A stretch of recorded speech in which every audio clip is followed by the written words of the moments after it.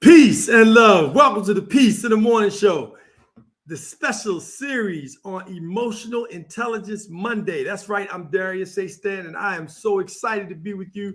I am so grateful that we have another opportunity to share some good information, some good education, and some emotional intelligence with you on a Monday night. So how was your Sunday night? Because it's a full moon right now. And in case you didn't know, it's only 6 days away. Let me see. Tuesday, Wednesday, Thursday, Friday, Saturday night is casino night. That's right, baby.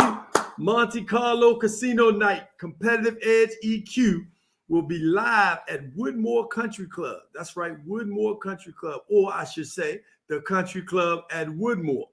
That's right, and they will be having a casino night featuring Marcus Johnson, a wine tasting by his wine brand Flow Wine, a cigar night. That's right, they'll have a cigar bar, a silent auction, and a DJ dancing and food for just $125. But you'll learn about that a little bit later on in the show. Tonight, we have, again, Competitive Edge EQ, who is our sponsor, and we're so excited to have them join us again to talk about emotional intelligence. The last two series that we had, we focused on mental health versus emotional health and understanding the uniqueness and the difference between the two. Last week, we had Hogo, heels off, gloves on. And those young ladies came in and talked about emotional intelligence in boxing and across all sports. And tonight we have a special guest, a three-time national champion, high school girls basketball coach, Coach Sam Caldwell. That's right, Coach Sam Caldwell, who is a legend in his own right. And you're going to hear him talk tonight about Plan B. That's right, Plan B, which is another component of Competitive Edge EQ's program. So without any further ado, ladies and gentlemen, on this Emotional Intelligence Monday, it is my pleasure to bring to you none other than the president and co-founder, Miss Lisa Leonard, to the stage. Yeah. Hey there. Good evening. So what happened to the music? I was waiting for the music. Yeah, we had that tall folk going up front. You know, we was cranking it up in the back. Pump me up. Right. I'm so excited to be here again for this Monday show. I think it's a really important topic to talk about the Plan B, a critical function of our programming. I like to talk about it from the perspective of securing the bag. So young people understand what securing the bag really means. Begin with the end in mind, academics over athletics, and go hard or go home. Okay, let's secure the bag. So that's a part of establishing that Plan B. No doubt. So look, get your young people on, get your students on, your college, your students, your high school athletes, your amateur sports, AAU, travel teams, whatever it is. If you got a family member that has a young person in sports, make sure that you share this show with them. Send it to them right now. Make sure that they follow it. They want to follow Competitive Edge EQ. And now to bring on the co-founder and the man with the master plan, not just Plan A, but Plan B, my brother. That's right. Our Lakers are home. And here we go. None other than Lenny Leonard. What's up, Coach? How you doing? How you doing this Monday evening? Glad to be back again to talk about the Plan B, which ultimately is the center of everything that we do in terms of using emotional intelligence to strengthen young people's awareness as to where they need to go and how they need to use the sport and not let the sport use them. That's what Plan B is all about. Yep. Awesome. I love that. Not let the sport use them. Right now, finally, NCAA players are able to make money off their likeness in sports, which was a long time coming. I mean, you think about some of the epic battles in basketball, football. I mean, just think about the time if Bird and Magic could have made money off of being at Indiana and Michigan State. what that would have been like, you know. Yeah. I mean, just Lynn Bias at Maryland, rest his soul, you know. I mean, it just, the list goes on and on. But finally, they're able to make some level, not quite, you know, of course, what the universities are making, or the coaches for that matter, but definitely they are able to start to benefit from the work that they're putting in. You can't forget the Fab Five. Oh my goodness. But no doubt about it. But keep in mind, for every Fab Five, Lynn Bias, and all of those folk, the majority of college athletes don't make that kind of money. So we again have to focus on the plan B, because for everyone making millions of dollars, everybody's not doing that. And what you only hear about is the millions of dollars. So what plan B is, and what we stress is that go after everything you can get, but understand it ain't a whole bunch of billionaires who play sports. It's just not. Sure. So if you're aspiring to be the billionaire, there's a whole lot of things that have to go right. But one thing we know will always go right is that education. You ready? See, you ready to step on a conversation now that we're not going to get into, because we're here to focus on competitive edge EQ.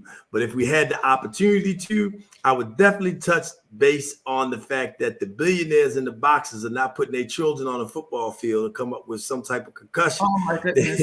But I'm not getting into that. I'm gonna stay on this side. No. I'm gonna stay on this side. And we got, like I said, we're gonna do what we came here to do. Play. But I do think, yeah, sure. But I do think it's a worthy conversation at some point to have. And the other part too is around the idea of being finished with the sport, or the sport being finished with you, thinking about how do I navigate the space all the way up to the point of transitioning out of the sport, is why we focus specifically on emotional intelligence, because the truth is the end does come, whether we like it or not. It does come. We are all living proofs, and Coach Sam, we're all living proofs of the sport coming to an end. But what do you do thereafter is the question. And the other part of it is not waiting until the end to start preparation. So perfect transition. So I do want to just highlight, you know, the folks that were on the previous shows. Mm-hmm. If you get a chance, if tonight is your first night watching Emotional Intelligence Mondays here on the Peace in the Morning show, sponsored by Competitive Edge EQ, it is definitely worth your while to go back and look at the previous shows, part 2 and part 1. Part 2, we had the Hogo team, which is a boxing organization formed by one, which is a Hall of Famer in the league, who is Sigurd Leonard's trainer's daughter. And her name was? Candy Jacobs. Candy Jacobs, that's right. And another sister that was with her, Tamara McKinney. Tamara McKinney, thank you so much for that. And they, you know, really focused on EQ's emotional intelligence and how it can really support boxing and a number of other sports. So we really had some great conversations there, but you definitely want to tune into that. Plus, you're going to have a Hall of Famer that you'll be able to hear about and learn a little bit more about the work that they're doing.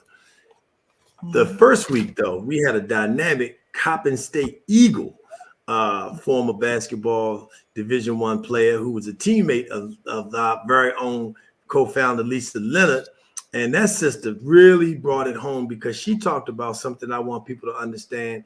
And as you see Coach Caldwell, who's going to be coming on and waiting in the wings, you know, talk about just the value that Competitive Edge EQ brought their AAU organization, and work with the entire team, the parents, and the impact that they had on those children's lives and the parents, because they were able to create a safe space for them to be able to share what they were dealing with in their personal lives, on the court, off the court. And it really gave a whole new insight into, you know, those young people's lives and how their parents could be more supportive of what they were dealing with and what they were going through. So I wanted people to know that, because Competitive Edge EQ as you hear the name, I want you to understand some of the practicality of it, the nuts and bolts, and how they can really help you transform your organization, and not just your players, but your coaches, your volunteers, your parents, which are key component of any movement, in the sports arena, especially at the amateur level in high school as well. So, without any further ado, let's talk about high school stats, college stats, as we bring on this good brother who's sitting in the wings. And as a matter of fact, before we do that, I would be remiss if I did not share a quick video. We're going to take a commercial break and promote the upcoming casino night, Monte Carlo Casino Night, that you're going to hear from our good brother, the top 10 wine distributor in black wine in the world by Forbes magazine, also an entertainment attorney. And I'll let you see the brother as he presents himself and talks about Competitive Edge EQ and the event that's coming up on this coming weekend. So you can enjoy that, ladies and gentlemen. Our brother.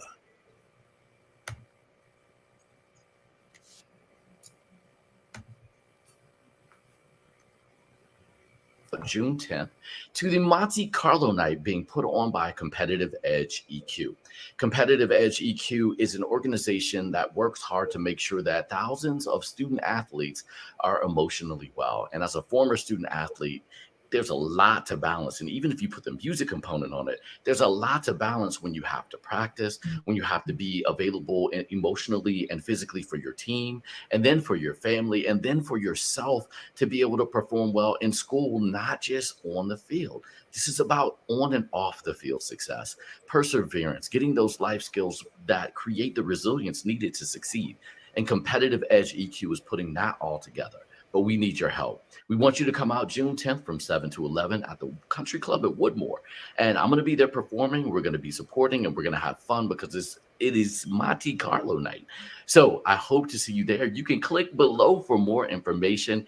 Check it out, you all. The stakes are high, and we need to bet on our student athletes. I'll see you there on June 10th at the Country Club at Woodmore, 7 to 11. Click below. Come flow with us. All right, that was Marcus Johnson, Flow Wine. Yes, so we're excited about that. I mean, y'all got to get your tickets. I'm going to put the website out so you can see it. You can join in. Come on, get your tickets, donate.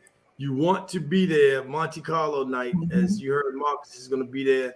And in addition to him performing, Flow Wine is going to be there tasting. They got a cigar night. I mean, it's just a host of things. DJ, you can't miss it. Food, dancing, silent auction, all for just $125. So go get your tickets now. Go to compadeq.org. You see it below on the ticker tape going by. Make sure you go on. And if you can't make it that night, donate. And you'll understand why after you hear this next gentleman that's coming up. Ladies and gentlemen, it is our pleasure. Lenny, you want to do the honors of introducing coach, or would you like for me to do that?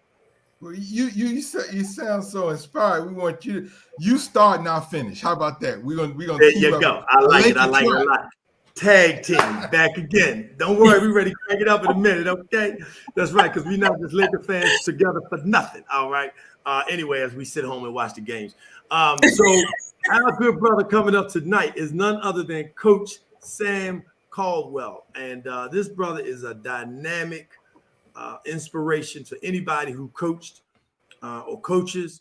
He's a 3-time Geico National Championship high school girls basketball coach. He has won national championships, brought teams from nowhere to the top. And just imagine what it's like. Some people never, ever win a high school championship, let alone any championship, and play sports their entire lives, right? I mean, we kind of take it for granted when they hit championship and think, well, as a good friend of mine, rest in peace, just passed, Uncle Barry, I should say, he used to say that, all the gods, all the stars, the basketball gods have to be aligned in order for you to win a championship. And this brother, not only once, twice, but 3 times a ladies national championship in high school basketball. In addition to that, he's also a professor in the School of Business, Professor Caldwell, in addition to being the coach at Shabak Academy, and just a whole lot more. So, Lenny, I'm going to let him turn it over to you and fill in, right. give some more filler, So and then we're what going to bring on none other than Sam Caldwell. Coach Caldwell, he may not say it, but I'm going to say it for him as a parent who watched him from afar and watched him work, is that you don't win by mistake, you win by working. And he works and he instills character, and that's why he's here with us tonight, because he is all about every facet of what we're about. And I'm happy to say that he coached my daughter, and she's in college now, and we appreciate the life lessons that he's given her, but more importantly, the young people come back. And you don't always see that. When you graduate high school, you don't come back, but you can go in the gym and you will see his former athletes in college, finish college, coming back to work out. With that, Coach Sam. Yes, sir. Welcome to the Peace of the Morning Show. At night, you got your mute on, brother, Coach Sam Caldwell. Thank you so much for being here, the head coach at Shabak Christian Academy. Welcome to Emotional Intelligence Monday. Peace and love.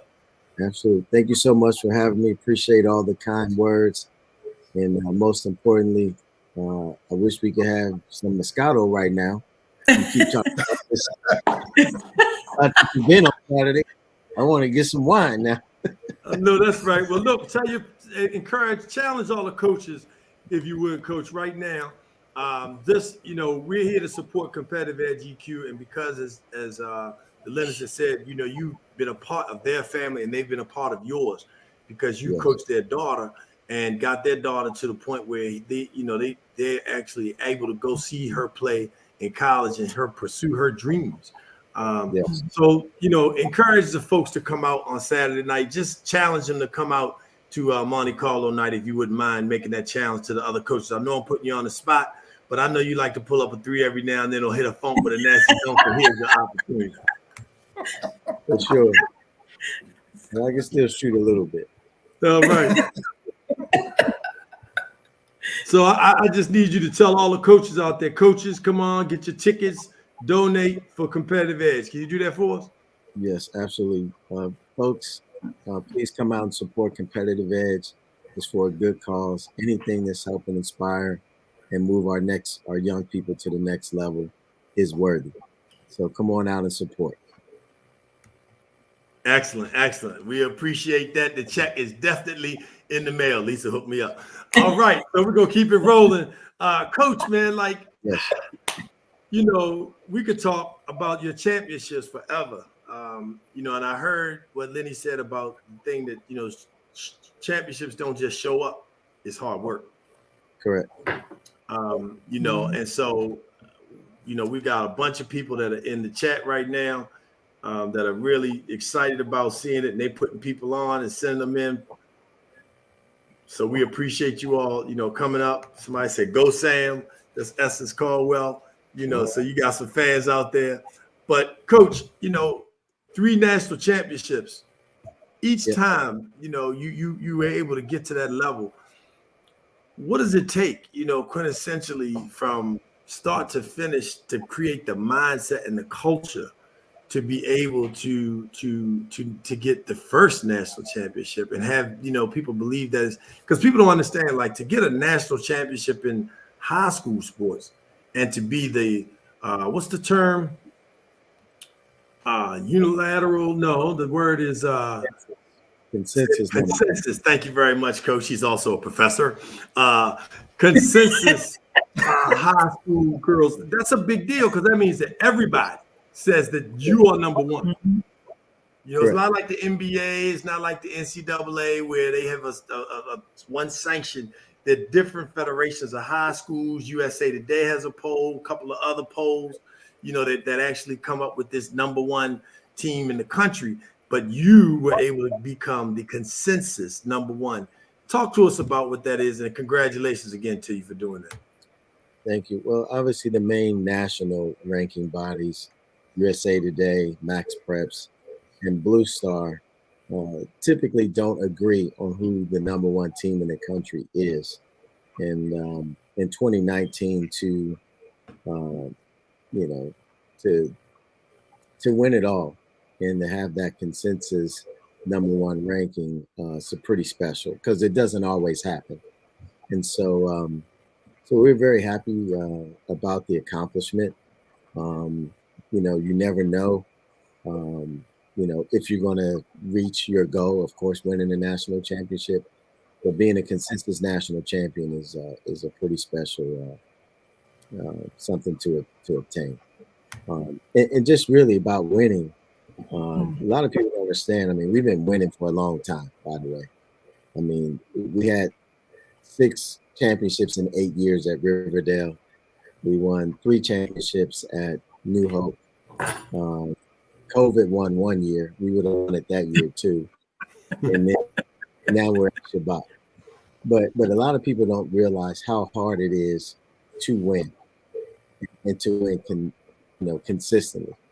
And so that plays back into what we're talking about right now, being emotionally stable with respect to mental toughness and making sure you're okay.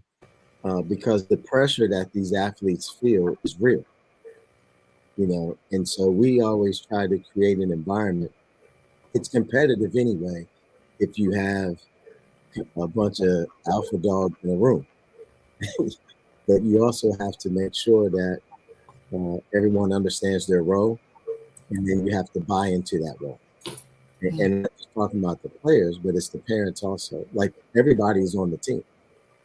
So, even now, what we've learned over the years is that we're looking for good families, and then maybe we can find a good basketball player, And so, because if you don't listen to your mom or dad, you're not going to listen to us either. And so we want to make sure that we have good support systems, because I'm going to be yelling at them. And we want to make sure that when they go home, they have that support system with them. And matter of fact, we even tell our parents, we coach them kind of hard. We want you to not coach them hard, because they have to have an outlet somewhere. So if I'm giving it to them, you giving it to them, then where do they go where they can just let their hair down a little bit?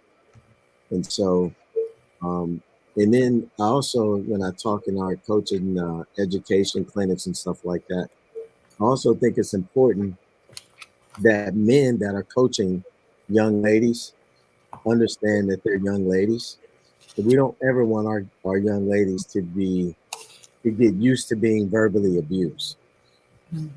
Like, watch your mouth. Like, I have 3 daughters, and I coach these girls like I'm coaching my daughters. And all 3 of them are distinctively different. And just like every child that you coach, they're distinctively different. Your communication is different. Bianca, my communication with her was different. I could say things to her that I wouldn't say to someone else.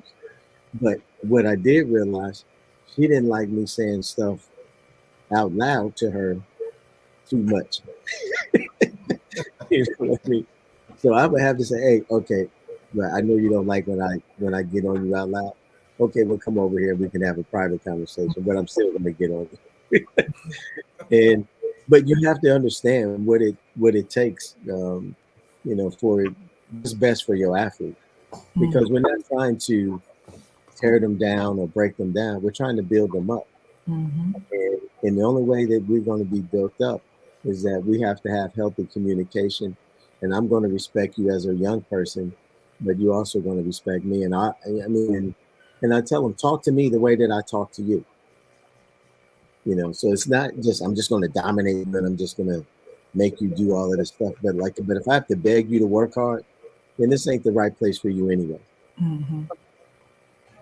Something you said, Coach, I just real quick, I want to just ask Lisa to chime in on to kind of verify, with Lisa and Lenny, because Lenny's going to share with us some high school stats around emotional intelligence. But, it struck me so that was so powerful about what you said, and I really wish that a lot of people would share that, sentiment. I think we should really clip this piece and replay it over and over again for people to make it go viral. And that's when you said you talk to those young ladies and you're mindful of the fact that they're women and they're young ladies and that they should not be talked to and become conditioned to accepting verbal abuse. That was so powerful because we live in a society. We started something called Men for Domestic Peace, and that is really the bedrock of what you just talked about. Because men are still in power, in large the Fortune 500 companies. You have less than 10 top 100 women CEOs. Still in politics, males still dominate. You know, and so we really need for men to take a stand like you did and make note of the fact that I'm going to talk to these young ladies as young ladies and have them understand, that this is not, you're not here to take abuse just because you're on a team, just because you're the player, just because you're learning and some of the coach is the master, so to speak, and the one with the majority of the skill and information. That does not mean you get to be abused. And that has been part of our culture. And so I really commend you. And of all the things that you said, we didn't acknowledge this in you even mentioned your championships, but you got 400 wins, and so you got a lot of things that you should, feel proud of. But from my vantage point, what you said just now is the reason why I'm sure the Leonards are glad to have you as their daughter's high school coach to send them off in life with that kind of emotional intelligence to let people treat you the way that you should be treated and respected as a young lady and a woman. But you know what, Darius, one thing that I will say, and I don't say a whole lot in the basketball space when we go into the gyms and all of that, I'm just an observer. I kind of fall back and let Lenny carry that load. But one thing that I want to certainly commend Coach Caldwell on is that he's a transformational coach. And everyone is not like that. Every coach does not have the capacity. And that's why we do the work around with the coaches as well. One of the things too that I observe, I thought he was going to mention it, but he also has a woman on staff. And so there's this sweet balance that's consistent with this coaching. And he's right. Bianca does not like to be put on the spot, but the part of a transformational coach is the one that recognizes what each one of the young ladies need and coach to their style. So that's what we were talking about in the last show. I don't necessarily, coach is, he's an educator, right? And so there's something to be said about coaches who are educators, and their approach to coaching is also linked to their approach to teaching. And so you can see it very evidently in how he connects with every single young lady. The one thing that I think is extremely impressive, we talked about yelling, and Coach says that he yells, and I'm sure that he does within the confines of his space, but we never hear the yelling in the stands or across the gym and so forth. So there's also a level of emotional intelligence that a coach has to have, and an awareness that he has to have in order to connect with each one of his players. And so Coach Caldwell embodies all of that, and that's why we trusted him with Bianca. And that's probably as much as he's heard me say in like the last 2, 3 years, 4 years, however long it's been. But I just watch. He's a transformational coach, and I'm not just saying it because he's on here. I'm saying it because I mean it, and I don't mix my words. Yeah, no question. I mean, it's important. Again, these are young ladies, and not the way that I look at it. These young ladies are going to grow up to be somebody's mom. Mm-hmm. I'm very cognizant of the fact that one of the things that we share with them is always come back. We had kids in the gym today from Arizona State, kids going to South Carolina. I mean, from all over, and you never know who's coming. But the only thing that I asked them to do is to come back and to make sure that these little young ladies watching you on TV and they're following you and all of that good stuff. Just come back and inspire them and let them know that if you did it, that they can do it too. And I'm glad. I'm always happy to see Bianca when she comes in. I mean, they need to know smart, intelligent women that walk the same halls that they did. They've been through the same struggle that they did. They ran the same suicides and all of that. And they come back and you see how the difference between being a high school athlete and a college athlete and what that requires. And I love that they just sit on the side and it just kind of happens organically where they just sit and talk and say, what was it like your freshman year? How did you choose your college and stuff like that? And that is, honestly, sometimes I must be getting older because it literally brings tears to my eyes sometimes because that's what it's all about. Sure. That they get to do that. And if they weren't there, it wouldn't happen. So I should say the first thing, leadership is about being present. If you want to lead, lead yourself. And then when you're present, then you take advantage of those opportunities where you can continue to help young people. Yeah, absolutely. So you hear Coach Sam is an embodiment of when we talk about emotional intelligence, an embodiment of being self-aware and understanding that part of his conversation is, which he won't say, but I'll say for him, you go get that money, you go get that degree, and that's a major part. And it's not about the school. It's nice to have the bells and whistles, but most importantly, it's about the degree. And that's ultimately what the plan B is, which ultimately, in his subtle way, he's given a plan A as the education and basketball as the B. But young people, you sometimes have to say it in a way where they're not recognizing that the plan A really is the plan B. And that's called education first, basketball second. And he doesn't talk about that, but he talks as much about the educational piece as he does the athletic piece. And I want to kind of a funny story. So they were my daughter, they were going for the Independent School National Championship in Charlotte, and it was going into overtime and highly intense, highly stressed. He cracks a joke. That's called self-awareness. So what Bianca will take away is that I had to hit these 2 free throws to go into overtime. And then when we got there, he was like, boy, ain't y'all having fun? And everybody at that point laughed. He was aware enough to know, okay, these girls are getting tight. Let me come up with something to relax. That's the awareness of a good coach. Well, what's funny? We tend to do that a lot. I mean, that we're practicing for those moments.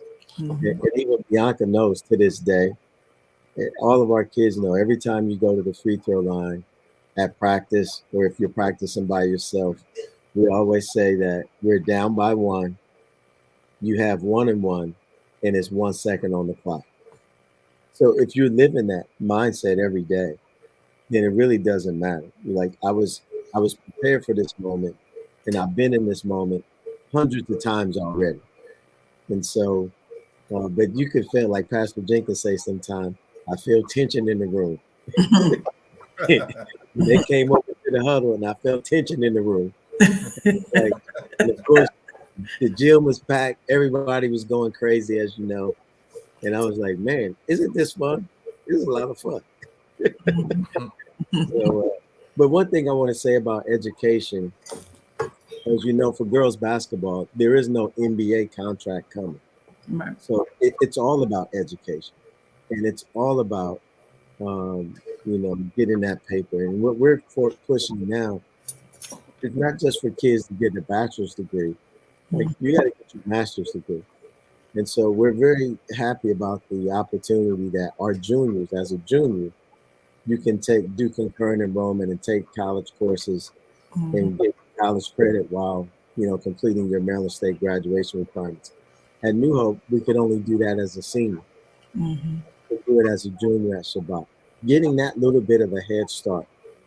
That kid goes off to college, can now graduate, by the end of their sophomore year or their junior year, then they start working on their master's degree. That's fantastic.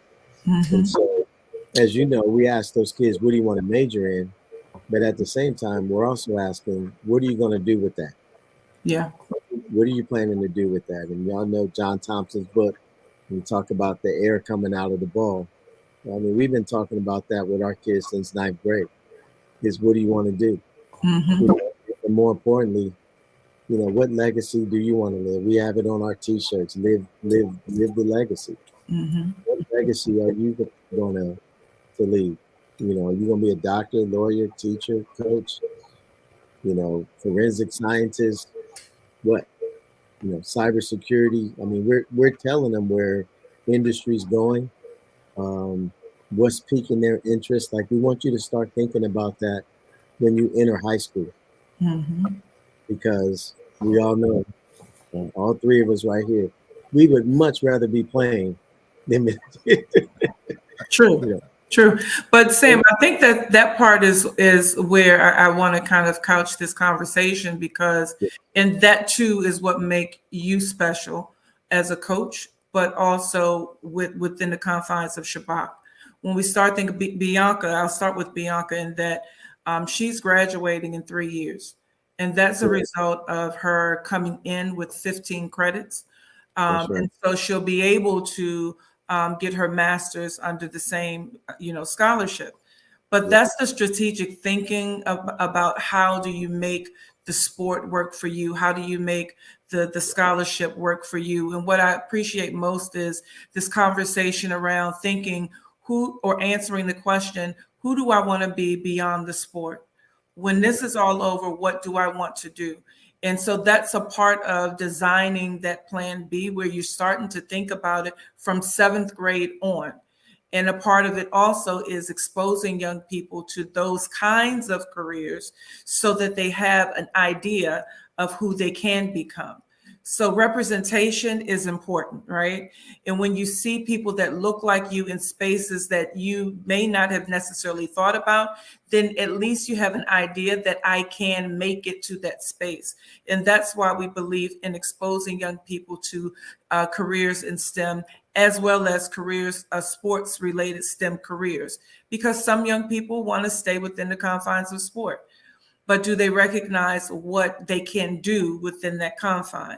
And so that's the other part of it, thinking about how you can still contribute to the game that you love so much, for those of them who want to.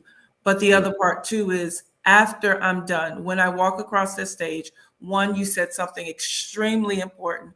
What can I do with this degree? And start thinking about how you can make that degree work for you. Or is it that I need to reassess what I'm pursuing or what I want to pursue for the purpose of making a life for myself beyond the sport? And so the fact that you are having that conversation, you're planting that seed now, it has no choice but to manifest thereafter, because the seed has been planted.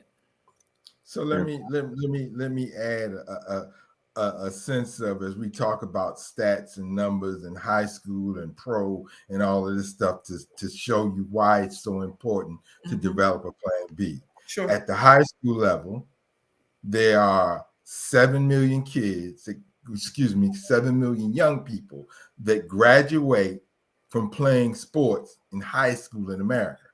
7 million. Of those 7 million young people, there are only about 450,000 D1, D2, and D3 spots available. Now, breaking it down even further, it adds out to be about roughly 180,000 D1 or D2 full or partial athletic scholarships available. That is it, because D3 is 100% academic. So we're talking about, if you want a full ride to play sports, it's not a lot of spaces. Now let's take it a step further. Since we have a girls basketball, high school coaches put people at all levels, Power 5, to Connecticut, to the South Carolinas, to Floridas, all across the country. Guess what? It's only 14 spots. 14 spots, 350 schools. That's it. It's not a lot. Now let's look at the academic piece. We're only talking about 180 versus 1.7 million academic scholarships. So Coach Sam is absolutely right in terms of preparing yourself for the Plan B, and the Plan B obviously is a part of the academics. Now we're going to go from college to pro, and this is when it gets real scary because it's less than 1%. NBA, the average lifespan of an NBA player is 4.5 years. The average lifespan of an NFL player is 3.3 years. The average lifespan of an NHL player is 4.5. Major League Baseball is 5.6. If you're a football player and you're other than the kicker or the quarterback, it's even less. So there are those cases again that you have the 20-year LeBrons and the Tom Brady's, but on average, after let's use 5 years. After 5 years, which means the average young person, 27 years old, you have to have something else to do. Do you have a metrics on the WNBA? Because those numbers are even stiffer. Yes. Because there's not enough teams. Right. Yeah. It's about 1.5. But we saw it play out just in this last draft. We literally saw it play out in the last draft. And so this whole idea around having a plan B is critical. Absolutely. Mm-hmm. Absolutely. So I guess that's the interesting thing about this is, tonight is really focused on, the competitive edge EQ's ability to help your student athletes really transition from playing sports and, keeping that mindset and that same energy, that passion, that drive that they put on the football field, basketball court, baseball field, lacrosse, whatever sport it is, chess for that matter, but that they take that same energy and passion into the workplace, that they show up early, that they stay and make sure that that their product, whatever it is that they're preparing for, that they're responsible for, that is tight, that they help other people out and they don't look to pull other people's faults to the forefront, but that they work to, establish them. Go ahead, Coach. Yeah, I wanted to share two quick things. One, just on how good God is, because as Lenny was pointing out some of those stats there, which are staggering, really. And if you're the wrong person, you hear those numbers as an athlete, because I was going to the NBA too. Everybody I knew was going to the NBA. Mm-hmm. Everybody's going to be a pro. But not having the conceptual understanding of how hard that was, like winning the lotto. But for 15 straight years, every last one of our kids, for 15 straight years, every last one of our kids has left on a scholarship. And in 2018, the Virginia pilot did a study, a national study, and our program had the most kids in college on Division I rosters than anybody in the country. Wow. That is, I mean, can you say that again? We had the most kids on college rosters in the country. And I didn't even know it. Someone sent me this story, and they did it down in Norfolk. They were actually doing a story on Coach Dozier at Princeton, and they was trying to figure out how many kids he had in college and all of that. And while they were doing the study, they found out that at the time I was at New Hope Academy, that we had more kids in college on Division I rosters than any other school in the country. And all I'm saying is that all of that is possible. Like our basketball ministry is unbelievable. It's been a basketball ministry for 20 years, that God has been blessing what we've been doing. We've been working in faith, and God has been doing the rest. Because with those numbers, there's no way that any of that would have been possible. And we think about it like Jonquel Jones, with the New York Liberty 2 years ago, the WNBA MVP. Yeah. Jenny Sims, who just unfortunately got cut by the Phoenix Mercury. She's there. Chloe Jackson, who was with the Chicago Sky. Kyla Charles now still with the Seattle Storm. Like it's unbelievable that these kids came through our program and doing their thing. I mean, that what Don Richardson had done to myself. I mean, it's been unbelievable. That has been that strong, and that the legacy that has been established and built has just been. The only thing you can say is that God is good, because there's no other way that those things are possible. I would add, though, Sam, to that is that what I have observed is that you've been extremely intentional about every aspect of how you engage every single one of your athletes. And so it's not by happenstance. I think a part of the reality is that who you are, your core belief, your constitution has no choice but to leak over into your programming. And because you're so intentional, because God is with you every step of the way, because he precedes you when you walk through a door, you have no choice, and the young people have no choice but to perform at the level that they're performing at. And then the other part of it is all the scholarships are over there with you. So that's why now right. So now we already know that folks that's not under your tutelage got to work extremely hard, right? They should be working hard anyway. Yes. But we know that anyone that's under your tutelage is going to get where they're supposed to go. They're going to be in the space where they're supposed to go. So I think it's absolutely everything for me derives from God, the God in me and God in you, right?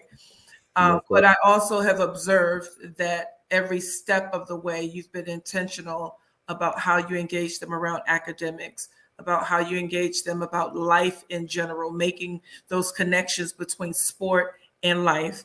So they start to understand the transitional or the transferable skills that are applicable on the floor, but are also applicable in their general life. So I don't think it's by happenstance. I will say this, shameless plug, the book that you gave all the young ladies. Did y'all hear that? The book that you gave all the young ladies, Bianca's been reading it since you gave it to her. I don't remember the name of it. Maybe you can give everyone that book, but she has been glued to it every morning during her devotional. Do you understand what I'm saying to you? She does devotion every single morning. She journals every single morning, and she's reading her book every single morning. So that kind of stuff, those kind of practices, when a coach have those kind of practices, you have no choice. The young person has no choice but to succeed, right? Because that's gravy on the whatever, rice, whatever. When you think about young people who have dynamic parents, who are also doing the work in the background, or if they don't have the support that we think they should have, they now have a coach who also is taking up some of that, that slack. So the book is before Agreements is the book. And I'm gonna give her a signed copy of my book when it's done too, here pretty soon. And so and my book is called What Winning. Don't tell us yet. Hold on. I want to hold on to that. We're going to run this commercial real quick.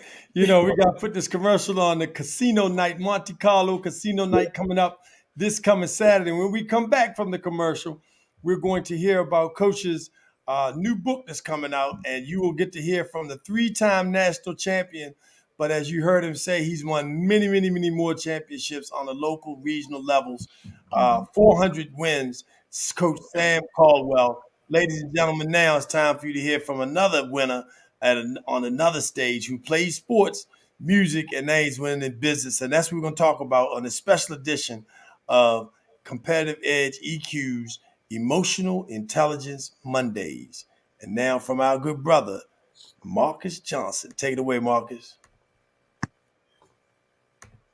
Hey, how you doing? It's Marcus Johnson, and I want to invite you out June 10th to the Monte Carlo night being put on by Competitive Edge EQ.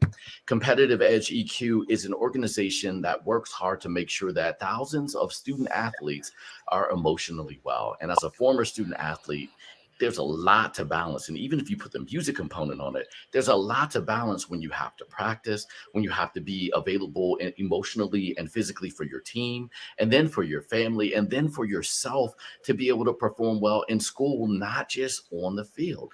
This is about on and off the field success, perseverance, getting those life skills that create the resilience needed to succeed. And Competitive Edge EQ is putting that all together. But we need your help. We want you to come out June 10th from 7 to 11 at the Country Club at Woodmore. And I'm going to be there performing. We're going to be supporting, and we're going to have fun because it is Monte Carlo night. So I hope to see you there. You can click below for more information. Check it out, you all. The stakes are high, and we need to bet on our student athletes. I'll see you there on June 10th at the Country Club at Woodmore, 7 to 11. Click below. Come flow with us. All right. Can I just say one thing real quick? Just a shameless plug on Marcus. No, there's no shame in plugging good stuff. It's not even a shameless plug. Out of here.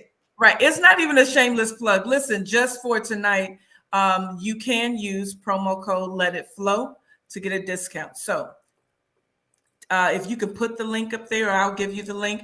You can use promo code Let It Flow to get a discount.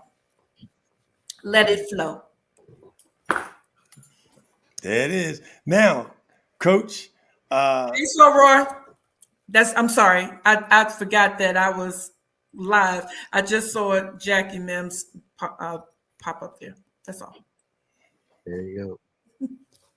Just like that. Bam. All right, Coach. Let's hear it. Here we go. Drum roll. Bam. Give us that new book you got coming out, Coach Caldwell. Yep. Should be out. Trying to have it out for Christmas so y'all can buy everybody a book for Christmas. But the book is called What Winning Looks Like. And it's really just 7 chapters. It's going to be a short read because I know the kids don't like to read a lot. And so, but it's all the things that I feel like the things I wish somebody would have told me with respect to leadership, planning, management, and all of that good stuff. And so I want to give them some ingredients that can help them as well as other coaches on how to build winning programs. And people think it's the X's and O's and all that good stuff, but it's about, being in touch with your people, and it's the culture that you create.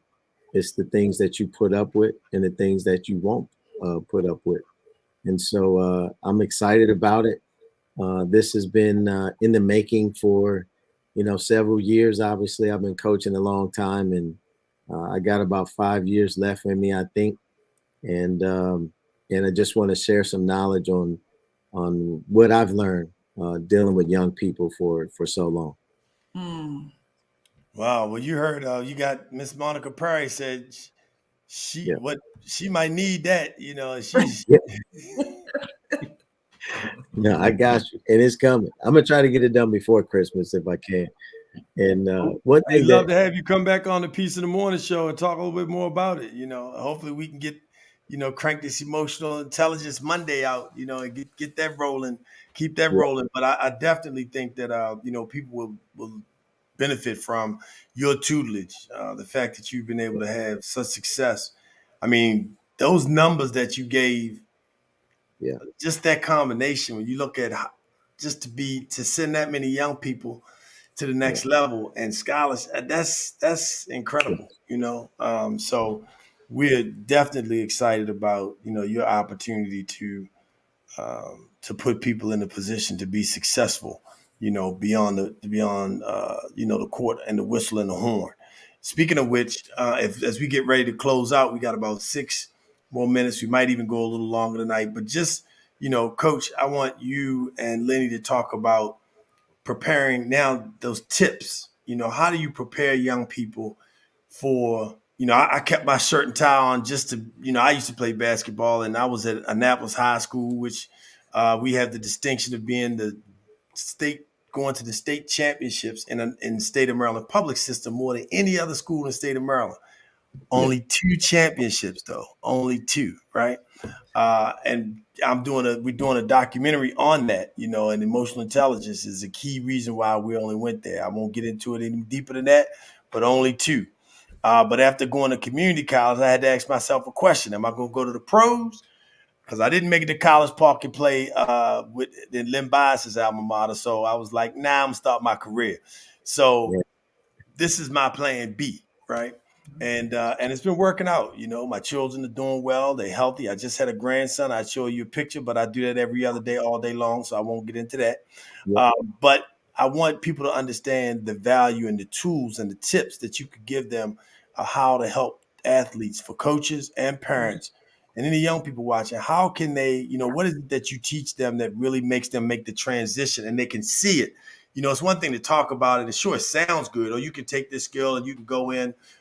Coach Lenny gave some fantastic stats during week 1, talking about, the amount of pro athletes or college athletes in high school that end up in Fortune 500 companies, as leaders, and they recruit them, their leadership. The Naval Academy recruits leaders that are sports captains. You can be whatever, and that's one of their criteria. They're looking for leaders.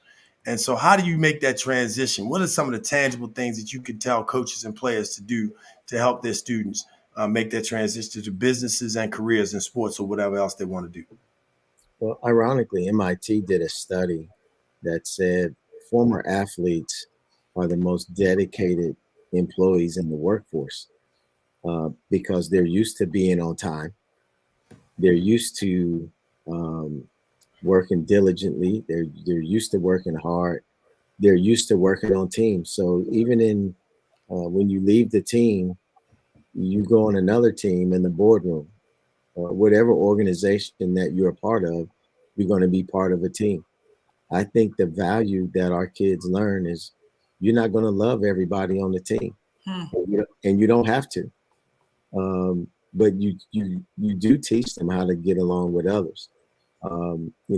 Everybody has different personalities.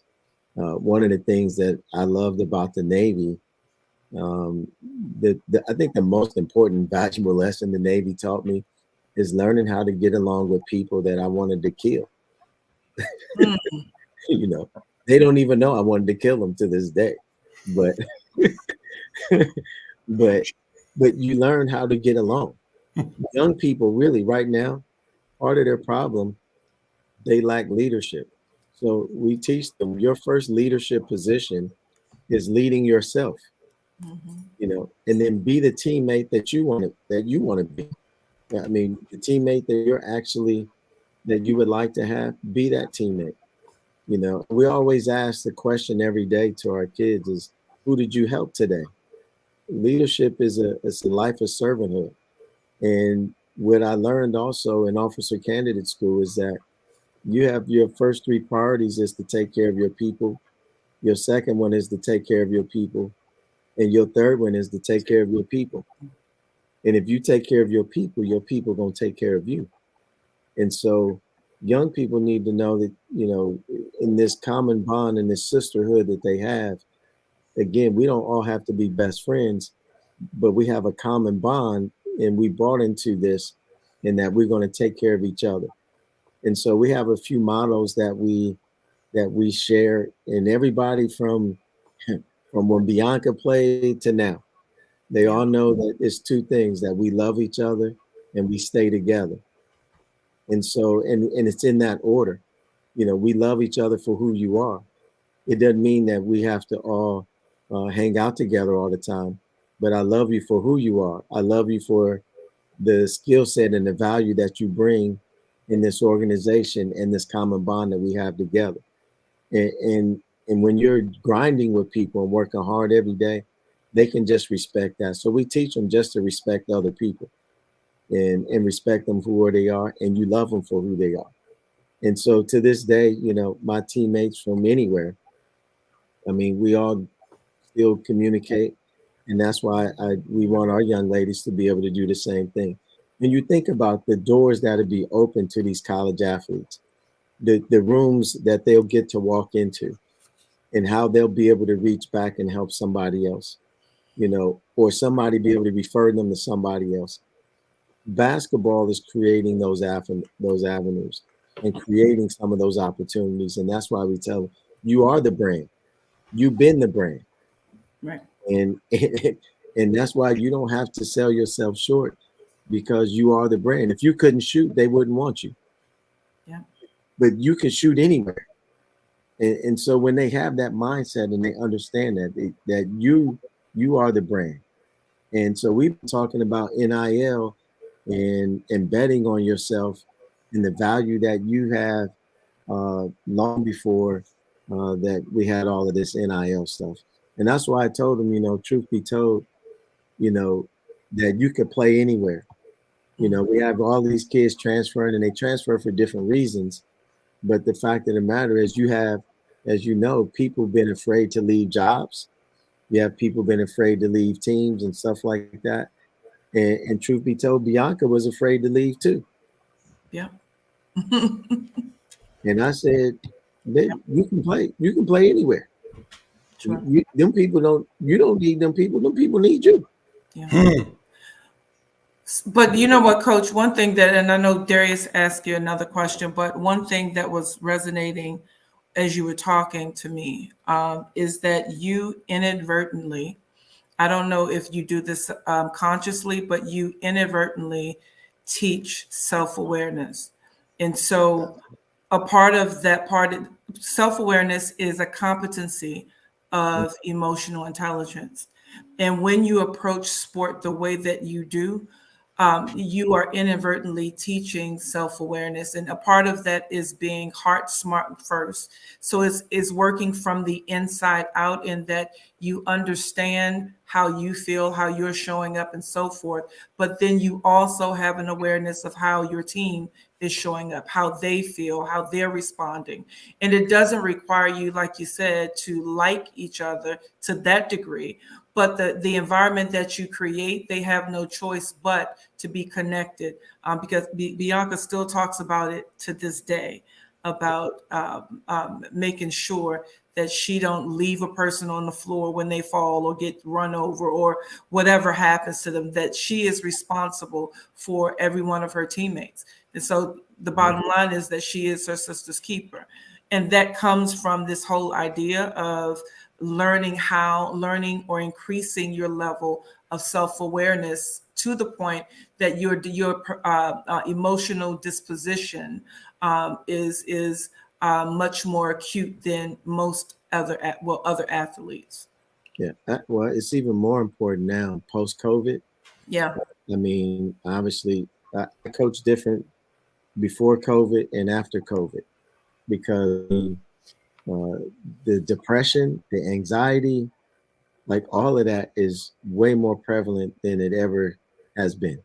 Yeah. And life is life, and everybody has been dealing with a lot of different things. And I don't even know, we won't find out till much later the true effects of how emotionally damaging that the pandemic was on our young people and some of our adults too. But I ain't even gonna talk about, because some of them was crazy before the COVID. But anyway. But this is why we kind of broke into this space, because we don't know the results of, and it'll be a long time coming, that we will really understand the impact that the pandemic had. But teaching young people at this point, at an early age, how to navigate their emotions in a way that will get the results that they need and they deserve, is why we plant our feet in this space. So understanding your perceptive disposition, but also understanding how to reframe your thoughts is really important. And so that's a little higher up for young people that may be listening right now. But we focus in on creating that space for them to start inadvertently building up that skill set. Well, it starts with talking. I saw someone type a message about the communication skills. As you know, we require our kids to talk. That if we're with you, you're in high school, if you have a dentist appointment, then your mom or dad shouldn't be telling me you have a dentist appointment. Yeah. You should be telling me you have a dentist appointment. Mm-hmm. And I always ask them, like, what are you, 7? Are you 7? Okay, then learn how to speak for yourself. Yeah.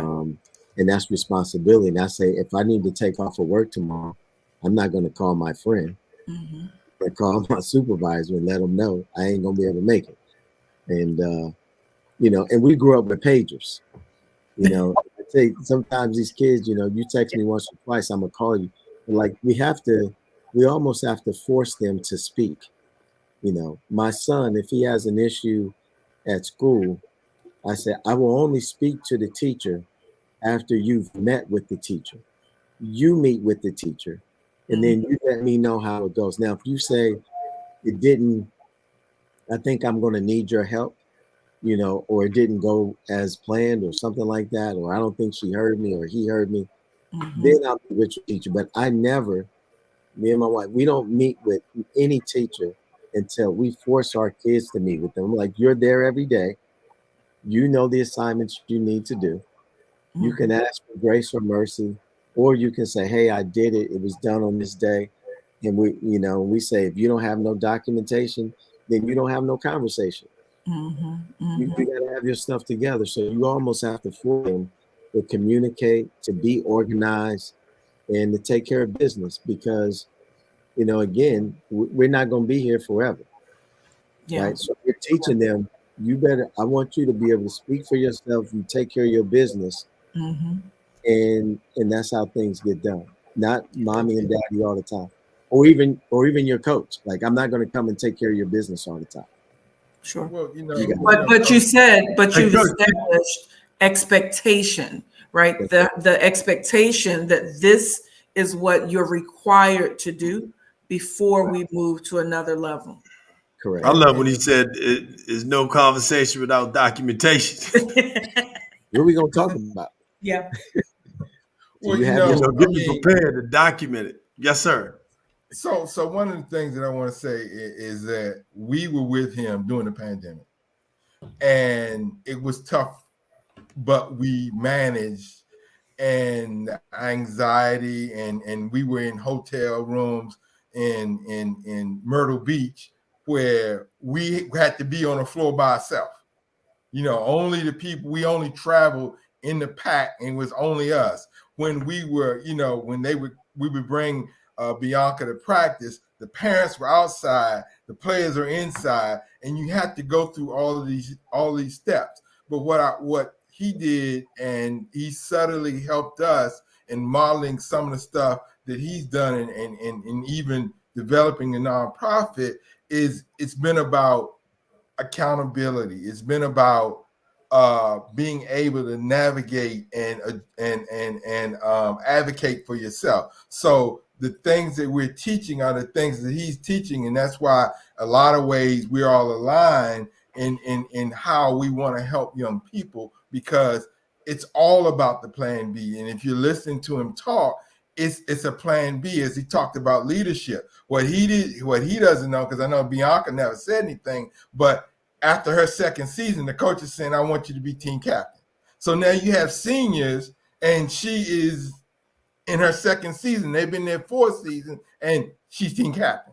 How did that happen? Well, you have a certain sense of awareness, and she came in with a certain sense of leadership, and that's taught by way of in practice. She, as a freshman, going in and practicing hard, and an upperclassman looking at her like, what's going on? No, this is how we do it. So the reason that Coach Sam wins is because they play hard every time they step on the floor. It's about, and he says, today we need to get better every single day. And it's that way in life. And if you have that, that's developing your plan B. And he talks about it from a coach's perspective, from a parent's perspective. It's being able to trust the coach, being able to communicate with the coach and trust him enough that, as he said, we don't coach you, you have a coach. That's it. And we talk about academics, and we collaborate with the coach, because ultimately it's about developing a plan B of graduation, of getting a master's, of while you playing basketball at a high level, in this case, studying at a high level so that you're prepared to walk in, so that we're talking, she's finished 2 years, 7 classes, she's finished her BA. So, that was leveraged through his program. That was leveraged through what we're doing at Competitive Edge, is using some of the same things that he's doing. We're doing it at a different level, but they're alike. It's about preparing young people, preparing parents to take it to another level. And as he talked about in his book, preparing coaches, because you have transformational coaches and transactional coaches. Unfortunately, many coaches are transactional. And when we talk transformational, you see why these young ladies come back in the summer to him. We didn't tell Bianca to show up. Bianca showed up. That says a lot about the program. But more importantly, Competitive Edge is along the same way of building young people to be able to come back, to reach back, to pull up. That's what it's about. That's what the Plan B is about, from a parent's perspective, from a coach's perspective, to compete. And I'll end on this note. So you talk about competing, right? In athletics, it's teamwork. In the boardroom, it's collaboration. They're the exact same skill. We just have to communicate that to our young people, that they have the skills to be successful in anything they do, and understand that sports is simply an ecosystem, that every job outside of sport is inside of sport. So you can be involved in the sport and last a whole hell of a lot longer as a coach, as an accountant, as an IT person, as a security person, as opposed to the numbers that I gave, which is all less than 5 years being a professional athlete. Thank you, Coach Lenny, for sharing that. I think that people needed, to get again that grasp of, what are some of the tangibles. There's two things I wanted to just touch on as we begin to wrap. And one is, Coach Caldwell, what are some of the things that you say to your players when you know that they're going to be going, and in your case, all your players go to the next level? So what is it that you tell them about going into that next environment and show, of course, leadership is all about showing up. I heard you say that. So that's one thing. You got to show up. You also, I've heard you say that you can make it anywhere. But that fear that people have, that there's the term that's becoming a lot more common in work settings now, and particularly with African Americans or people of color, the imposter syndrome, right? Which is feeling kind of inadequate, like I don't belong, here because I didn't go to these schools, or I don't have the same kind of background, or my parents didn't, I don't have a support system. I can't go home and talk to my parents about what it's like to present at the board and those kinds of things. But what are some of the things that, from your vantage point, that you say to your players when they're leaving high school and they're going to be going to some next level college to get ready and prepare for that academically and on the court? Well, we feel like we've been preparing them for that from the day that they arrive.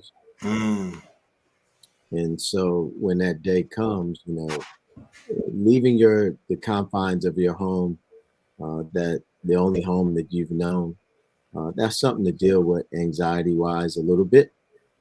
But our kids are well-traveled. And first and foremost, we pray with them.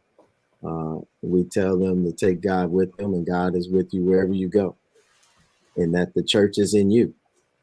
And so make sure that you find a church home where you can worship.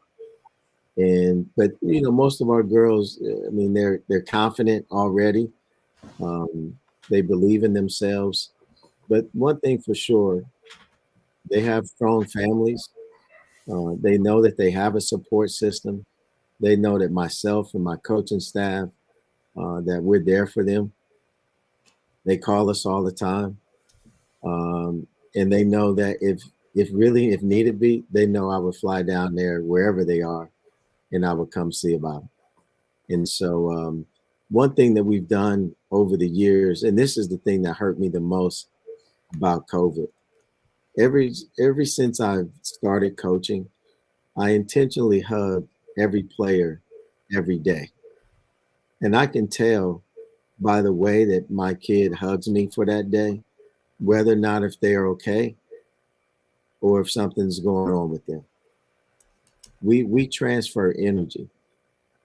And you'll see if you ever come to our practice, you come to practice tomorrow, you'll see that we all hug each other. During COVID, we couldn't do that. It was all the fist bump and stuff like that. And that energy was different. So we had to talk more. And so I send them prayers. I send them text messages. But we're going to support them through and through. And we always let them know that, we're only all a phone call away. And we can FaceTime if you need be. Now, I don't FaceTime dudes though. I'm just telling you. I don't know dudes FaceTime with me. I'm not there yet. But we can FaceTime if you need to. I will still pray with you and talk with you, and I'm gonna do my best to help them through any situation. I mean, a lot of our kids they run play, so sometimes it's terminology, it's playbook stuff, but they're good students. Even when we travel, we have study hall. I mean, so they're disciplined already, and I always tell them, don't go away from the things that got you there, and then it's your time. Mm-hmm. You gotta manage your time. So, there you go. But we're never disconnected from them. Like we talk all the time. Right. You built it's obvious that you've built quite a bit of a community. And I really want to thank the Leonards for allowing us to host you here on the Peace in the Morning Show. We see it as definitely an honor. You could be on any station, ESPN, CBS, ABC, but you're here with PEACE in the morning on the Emotional Intelligence Mondays. And we also want to make sure we get you on Scholar Athlete Sports Network.tv. That's another sports network that we're building here locally to be the next ESPN for youth sports.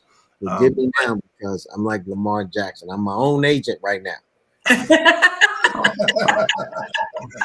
That's why we got you right here, and we gonna keep it. That's right. Where you go, we go, just like that. The last piece that I wanted to touch on, as we close, and we're gonna make sure that we give Marcus one more opportunity to promote Casino Night. You see it at the bottom. The night show has been sponsored by Competitive Edge EQ.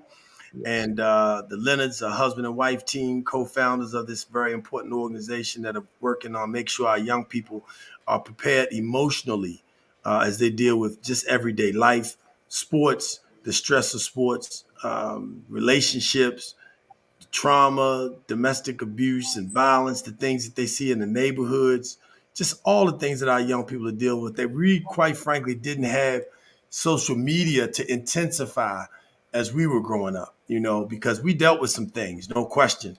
But social media just kind of just gives it a sonic boom in itself, right? Yes. But as you can see, Monica B. Perry, and thanks again, Monica, for some great comments that you shared with us tonight. Yes. Depression and anxiety is real. And it's very real with our young people. And, they were joking, I believe, in the chat, and very seriously, Lisa Leonard, she talked about it. But we got to stop using these technology devices as Band-Aids and communication methods for our children and our family members in the same house. Parents, new parents, grandparents, I'm going to just say this. I'm going to stop taking your children to dinner with the entire family and giving the little people headphones and a tablet, which completely disconnects them from the entire environment and love and all the emotion and laughing, enjoying the vibration. They can't even get the vibration because it's being distorted by whatever cartoon you've given them, as if they don't have enough patience to sit at a table and eat dinner with their family. In the same house. You come in the house, I've been guilty of it at times, but I work my best. Take them. I might be tired, maybe late. Take them extra steps downstairs and see your child before you go upstairs. Knock on the door and make sure they're okay. Because depression and anxiety is real. You never know what people are going through. You never know what that night is, what that morning may do. That connection. And so I just want you all to kind of, as we close and wrap, I thank the people who joined us. Please share the show. Our focus tonight has been Plan B, making sure that your young people have a Plan B when they finish sports, or whatever it is that they're doing in life that they love and passionate about. Make them turn that passion into something that they're going to be able to feed themselves and their families with. But talk to us a little bit about emotional intelligence and how being able to just share the lessons and the tool kits that you prepare our young people with, how that helps them deal with depression and anxiety, which is very real.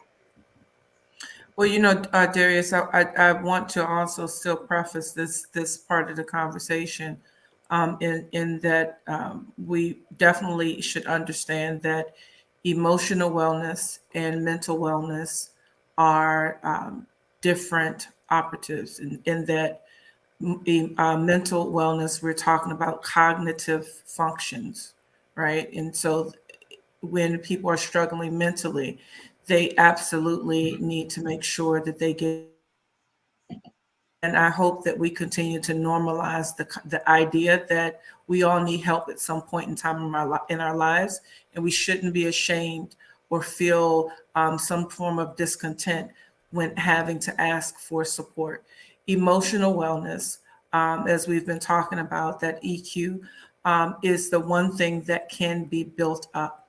If you are emotionally well, if you have the skill set to navigate your emotions, then in the event that you may have a mental crisis, you're still able to manage your emotions in that space as well. And so this is why the work is really important. The other thing that I want to say is that Coach Caldwell talked about, that's the first time I called you Coach Caldwell. But anyway, I just realized that, like, what? But Coach Sam, we talked about the level of self-awareness, that competency, right?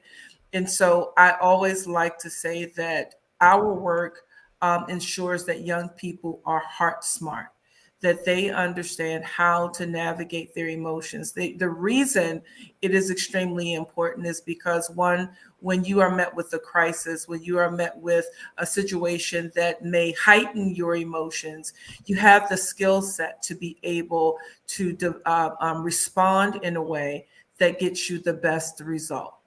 And so when you work with the first competency around self-awareness is, one, understanding how you feel in the moment, understanding how you position yourself in the moment, even physically, understanding the sensations that you may experience at the moment of anger. When you're able to understand that, then you're able to respond differently in the situation. The other part of it, though, is having an awareness of how other people are responding. And if someone is responding in an irate manner, then your own level of self-awareness allows you to respond differently in a way that maybe perhaps diffuses the situation. So a lot of the work is all of the work is important because young people can learn how, or learn a different disposition, emotional disposition. So we call it our perceptive stance. That's one thing that we focus in on. How do you transform your perceptive stance in a way that you are aware of what's happening around you, but you're also aware of how people are responding to you, so you can curtail or manage the way that you respond to them. So the other last thing that I'm going to say is that it is really, really important because for our young people, because it allows you to show up in the academic space very differently. So this is also the work that we do. around building your emotional intelligence. So it allows you to interact with your peers. It allows you to interact with your teachers. In the athletic space, it allows you to interact with your coach in a very profound way. I saw that you put up the idea of self-management. Self-management is a part of it. We see young people unraveling every day. We see young people responding to others, and sometimes in a violent way. Well, a part of the self-management is learning again, how do I respond under duress? And a part of that is also connected to problem solving. So I'll stop right there, not to go too deep or too heavy in the weeds. But this is why it's important, because our young people will learn how to navigate critical situations, conflict, and so forth in a way that is beneficial to them. The last thing that I want to say, though, is because I need to connect it to sport. When we think about young people, because I'm speaking specifically to the young people who thought they were going to go to a school, but did not get the chance, did not get the scholarship, or the coaches stopped talking to them, right? That is a very emotional space. The athletic community or recruiting is extremely emotional, specifically for young people, because sometimes they connect their worth to what people, the coaches who are pursuing them. Their worth is already there. And so we help them to understand who they are and whose they are so that they can navigate the space differently. The athletic space is difficult. It really is. One moment a coach is talking to you and pursuing you. The next moment they're not pursuing you. But young people also have to understand that there's a business to this whole thing as well that they're unaware of. So sometimes when a coach is not responding to you anymore, it doesn't necessarily have something to do with you. It may mean that they see a person that fits their program a little bit more than what they were, than the child. But young people have to be able to manage that space, because at the end of the day, they're still children. So if coaches are paying attention to this particular podcast, be mindful that you're still dealing with children, although there's a business to sport as well. $1 billion business.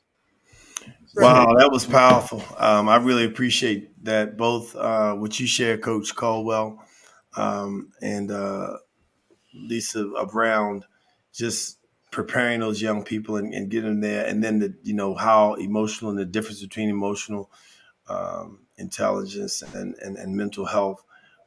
The other thing that I heard you say that was just so key is how we tie our value to what other people think of us, what job we hold, what title we are given, how much money we make. And one of the things that I've always said to my children, I have to remind myself of it all the time, is when it's for you, it's for you. And Coach, when I asked you to give some tips, you said, we pray and we hug each other. We support each other. Those things, those are tools. Prayer can go anywhere, everywhere, corporate, business, entrepreneurship, 9 to midnight shift, whatever it is, prayer is always needed and always there. And teaching young people how to do that is critical, and making it a part of their peer group, and then the other piece that I thought was so powerful, is just people understand the value of self-worth, self-management, self-awareness, but self-worth, and really taking time. We spend so much time doing for others, and trying to impress other people. Impress yourself. We run after the bag. We talked about this in the beginning. Run after yourself. Run after pleasing you, so that you don't have to have a coach or a teacher or a significant other make you feel good about you. Make you feel good about yourself. And I think when we teach our young people to value self and understand who they are and where we come from, we really do them a tremendous service, and help them to motivate themselves, which is another component of emotional intelligence that I just want to share. it's just, our personal drive to improve and achieve, to continue to work, to not for somebody else, but for yourself. Coach, you said it, show up, not only show up, but, put your best product out there on the floor, and we get better every day. And I'm inspired right now. I got some challenges I'm dealing with. Y'all to pick me up. Now I'm going to do another 2 hours worth of work when I get off of here. Get up at 6 o'clock in the morning, work out. Y'all see it. And then do some more stuff. You know what I mean? Because y'all got me all pumped up and ready to go. Pumped up and ready to go. That's right. Right here live on Peace in the Morning, Emotional Intelligence Monday. We've been on here for 1 hour and 29 minutes, and it's time to go. But we sure do appreciate the people who flowed in, who flowed out, and are still here with us right now as we told you what the whole thing is about, and that is making sure that we support this organization that is doing a phenomenal job with a dynamic board. Then we got some superstars. Any superstars y'all want to share? I know you had some in the wings that was working to get their paperwork together, but it's some people out there that's big-time names, in addition to Marcus Johnson and Coach Caldwell, that support them, that have come to the table to make Casino Night a super, super duper success. So the only one that I want to share is because she is near and dear to Coach Caldwell, because I think he sat under her tutelage at some point, and because they mirror each other in approach, is Coach Diane Richardson. And so we will be honoring Coach Rich in the next month or so with the oh Lord, it just escaped me. I done got another person's stuff mixed up in here, but we'll be honoring her this next month. Lenny, help me out. With the Coach Rich Impact Award, Community Impact Award. There we go. The Coach Rich Community Impact Award. So for people who are not aware, is that Coach Rich is known as the queen of DMV basketball. And following Coach Rich, then Coach Caldwell took over as the king of DMV basketball. It's all tied in. He ain't gonna say what I said for him. So he's so modest. He's really modest right now. Yeah. Well, but yeah. No, that's what it is. As far as the other stuff, to be determined. But you're right. We do have some other folk that'll be flowing through, but that's the incentive to buy your ticket. That's true. That's true. Diane Richardson is the best. Hey, well, check out. Here we go with our last commercial of the night. Get your ticket right now. If you don't know what I'm talking about, listen to our good brother, Forbes Magazine Top 10 Black Wine in the World, Flow Wine by Marcus Johnson, and he will be performing. That's right, with I believe Shorty Corleone. Shorty Corleone gonna be in the house with him. I think that he's a part of the flow. There you go. All right, check it out. Here we go. Casino Night, Monte Carlo, coming up in less than 6 days. You'll be able to party with a purpose and raise money and support none other than Competitive Edge EQ with my brother MJ. Invite you out June 10th to the Monte Carlo night being put on by Competitive Edge EQ. Competitive Edge EQ is an organization that works hard to make sure that thousands of student athletes are emotionally well. And as a former student athlete, there's a lot to balance. And even if you put the music component on it, there's a lot to balance when you have to practice, when you have to be available emotionally and physically for your team, and then for your family, and then for yourself to be able to perform well in school, not just on the field. This is about on and off the field success, perseverance, getting those life skills that create the resilience needed to succeed. And Competitive Edge EQ is putting that all together. But we need your help. We want you to come out June 10th from 7 to 11 at the Country Club at Woodmore. And I'm going to be there performing. We're going to be supporting, and we're going to have fun because it is Monte Carlo night. So I hope to see you there. You can click below for more information. Check it out, you all. The stakes are high, and we need to bet on our student athletes. I'll see you there on June 10th at the Country Club at Woodmore, 7 to 11. Click below. Come flow with us. That's it. Hey, beat it. We out of here. If y'all thought I was gonna bite, that's all, folks. You had another thing coming because this is a Piece of the Morning Show, and we are live, direct, original, authentic, and genuine. And I'm so happy to have had Coach Caldwell. Thank you, sir. It's been an honor and privilege to have you on the show tonight. Really appreciate you being committed to our young people and the work that you've done. God bless you and your family. I just thank God for all of the work that you've done and what you meant for so many people, and especially for being a man coaching young ladies so they would see what it's like to be treated by a respectful man, so that they'll know how to be treated and what to expect in a man based on how you treated them. Yes, sir. Nothing, all them championships you have is wonderful, but none of that is as important as, in my opinion, as helping young ladies in the environment that we live in today feel good about themselves and know that they're strong, confident, powerful, and could go anywhere and do anything as a result of how you treat them and respect them. So, my hat's off to you, Coach. I really appreciate you. Thanks so much, and look forward to your book. He's got a book coming out, ladies and gentlemen. Tell them the name of your book again, Coach. What winning looks like. What winning looks like, no doubt about it. And for all the people who were joining tonight, we really appreciate you. And as she said, see you next week. Like we supposed to be back here next week. Monica B. Bryant, what you trying to start something? This is part 3. 1, 2, 3. You out of here. All right. No doubt. All right. And Coach, we definitely appreciate you. Lenny, thanks, Coach. Lenny, we appreciate you being here, man. Great job.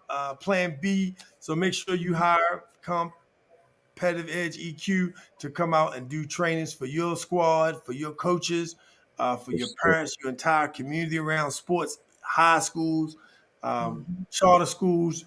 You need this group in your sessions to help take them to the next level. The entire community. One person knowing about it is not enough. You need everybody in the community, the entire family, to understand the value of emotional intelligence.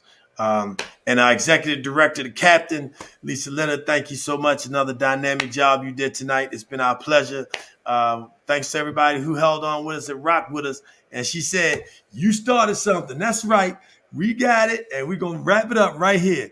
Oh, we got to leave y'all on a nice little note. Hey, Darius, but thank you for edifying each of us. But I do want to say we appreciate you also creating the space for us to have this conversation. So big ups to you for just allowing us in this space for 3 Mondays, Monica, because Monica's going to be texting me later on saying, so what's next?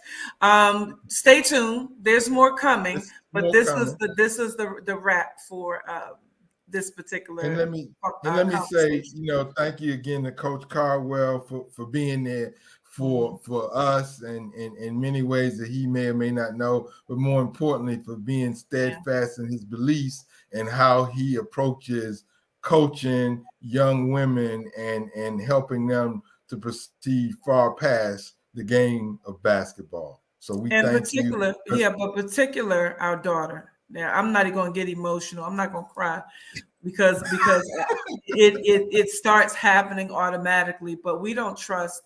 Along the way, we have not trusted every coach with our child. And my belief is that when you bring your child to a coach, you bring them because you've done your homework and you trust them with your one prized possession. Bianca is all we have, all I have, right? And so I don't allow her in everybody's space. Now she's 20, she's starting to make her way, but we are grateful for all that you've done to support Bianca along the way, because we were lucky enough at the 11th hour. I know we should have come before. Yeah. But we were lucky enough. We were lucky but we were lucky enough to have her under your tutelage. And I need for you to know that what you say, what you speak does not fall on deaf ears. Every morning she is reading her book and she's in devotion. But she's been in devotion for a long time, but the book became an intricate part. So she didn't just toss it to the wind. Yeah. She's extremely intentional about everything that she reads, and your book was one of them. So once you finish writing your book, you need to come on, toss it on over here. We're going now. it's a chapter in the book about coaching the whole person. Yeah. So so it is very intentional that from the star to the kid that doesn't get to play very much, we want to make sure they understand everybody is a VIP. Yeah. And everybody's role is important, and we want you to have a good time in this program with this time together. You know, that being on the team means something, and so. But I thank God for that. I thank God for you all. You don't know it yet, but Eagle Boot Camp. I have the dates, the end of August. But obviously, y'all gonna be there. We gotta have y'all in the boot camp, Sure. and throughout the year. And then we'll talk about my consulting fees and stuff later. Hey, and on that note, you know, it's time for us to crank it up. We're going to make sure we're rolling. So check it out. Enjoy this while you work on them consultant fees. Ladies and gentlemen, we're going to roll out on this. It's Funky Monday, Emotional Intelligence, and we're going to pump it up. All right. Thank y'all. All right, Sam. Thanks, Sam.